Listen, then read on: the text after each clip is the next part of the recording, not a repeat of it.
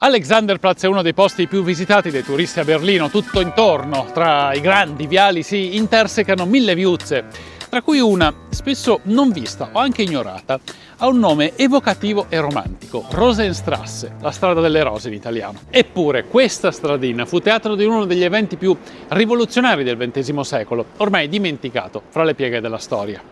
Dove adesso si trova un parco e una colonna commemorativa, fino agli anni 40 si trovava un elegante palazzo, usato come ufficio per la previdenza sociale degli ebrei di Berlino e dove venivano raggruppati gli ebrei prelevati durante i rastrellamenti. Mentre l'operazione Reinhard procedeva a gonfie vele nei territori occupati dell'Europa dell'Est, seguendo le truppe inarrestabili che avanzavano, Goebbels e Hitler discutevano del problema interno. Nel periodo in cui l'Europa orientale assisteva all'olocausto ebraico, in Germania gli ebrei avevano una vita leggermente più facile, o almeno alcune categorie.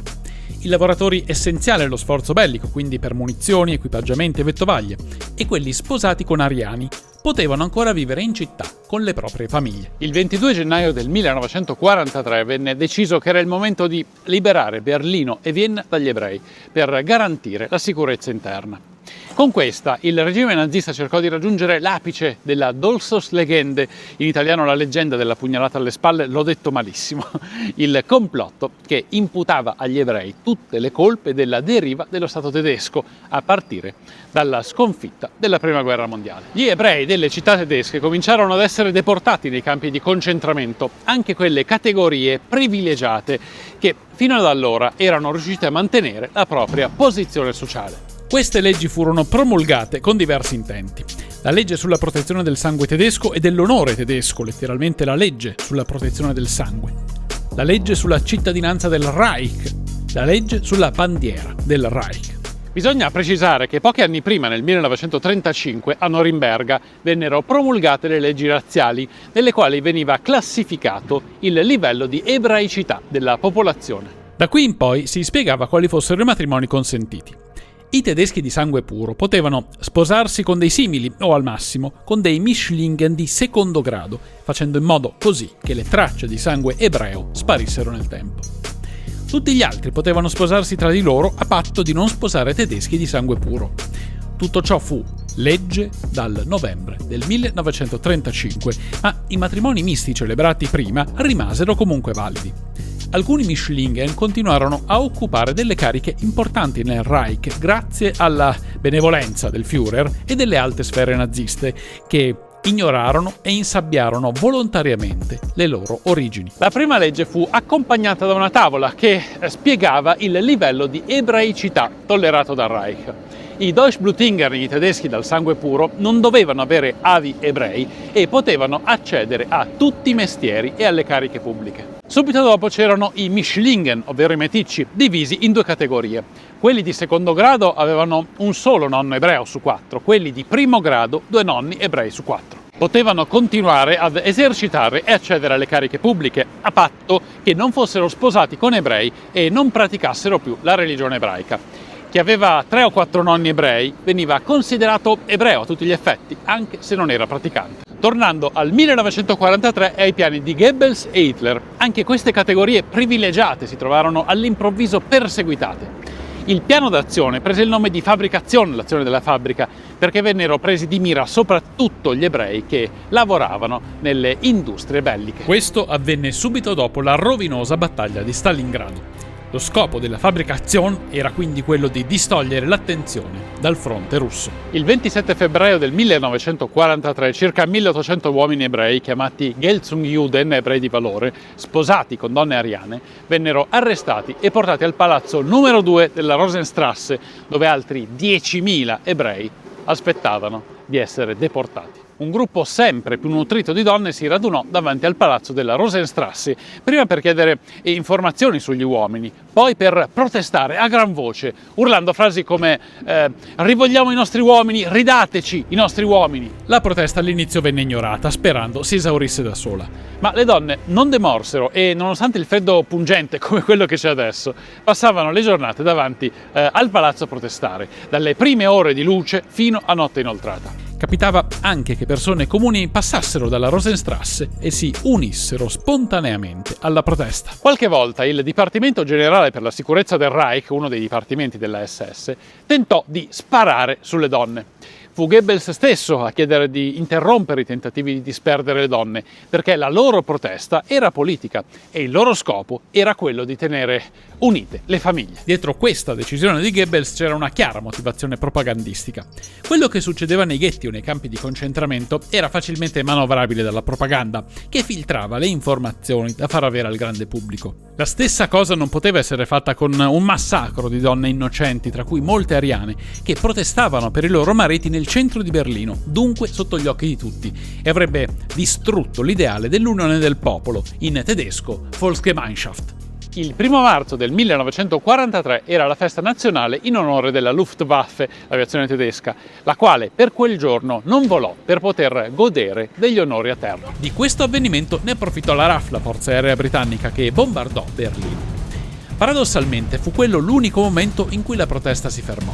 Le donne corsero al rifugio antiaereo più vicino, dove riuscirono a ripararsi, e quei momenti servirono soltanto a far crescere emozioni contrastanti. La maggior parte di loro si sentiva protetta all'interno del rifugio, ma era preoccupata per i propri mariti all'interno del palazzo numero 2 della Rosenstrasse, mentre altre speravano che i caccia britannici colpissero i nazisti. Qualche anno dopo, Charlotte Israel, una delle donne ebree che partecipò alla protesta, disse queste parole: «Ho sempre avuto tanta paura dei raid aerei, ma quella notte pensai che se lo meritavano, ero così furiosa. Ero con altre donne inginocchiate a pregare. Avrei potuto ridere con disprezzo, ma poi pensai a mio marito imprigionato nella Rosenstrasse. Sapevo che non sarebbero stati in grado di lasciare il palazzo». Il 6 marzo del 1943 Goebbels chiese la scarcerazione dei 1800 uomini prigionieri al numero 2 della Rosenstrasse. Leopold Gutterer, segretario di Goebbels al Ministero della Propaganda, sostenne l'azione di Goebbels dichiarando che lo fece per il bene del Reich, evitando che Berlino diventasse un focolaio di proteste che avrebbero potuto rovesciare il regime. Nonostante i tentativi di Goebbels di arginare la protesta e minimizzarla, la notizia delle donne della Rosenstrasse fece il giro di tutta la Germania, arrivando ai paesi confinanti prima e alle forze americane e britanniche poi, che diffusero la notizia ovunque. Quando tutti i giornali di lingua inglese parlavano della protesta della Rosenstrasse, fu Goebbels in prima persona a smentirli, sostenendo che le donne protestavano per il bombardamento aereo della RAF e che la Volksgemeinschaft era più solida che mai. Goebbels non tentò più di deportare gli ebrei prigionieri al numero 2 della Rosenstrasse, non per magnanimità, quanto per evitare altre proteste, e anzi chiese agli ebrei di non indossare più la stella di David sui vestiti. Quelle donne, senza saperlo, salvarono la vita non solo ai propri familiari, ma a chissà quante altre persone. Qualche tempo dopo, Rolf Günther, segretario di Adolf Eichmann all'Ufficio Centrale per la Sicurezza del Reich e capo della polizia della Parigi occupata, si trovò costretto ad annullare le deportazioni degli ebrei sposati con donne di puro sangue francese. Il 21 maggio del 1943 Ernest Kaltenbrunner, alto esponente dell'Ufficio Centrale per la Sicurezza del Reich, mandò un comunicato a tutti i campi di concentramento e di lavoro, ordinando la liberazione immediata di tutti gli ebrei sposati con donne ariane, con l'eccezione di chi avesse anche delle condanne penali. Scamparono alla deportazione anche i lavoratori essenziali, quelli impiegati nell'industria bellica.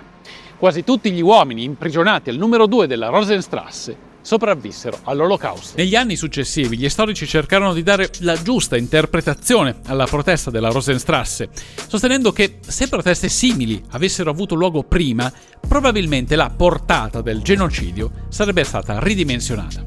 Non tutti però sono d'accordo con i risultati della protesta. Alcuni interpretano i comportamenti dei gerarchi nazisti come già studiati a tavolino, con la protesta popolare che non avrebbe minimamente influito sulle decisioni di Goebbels.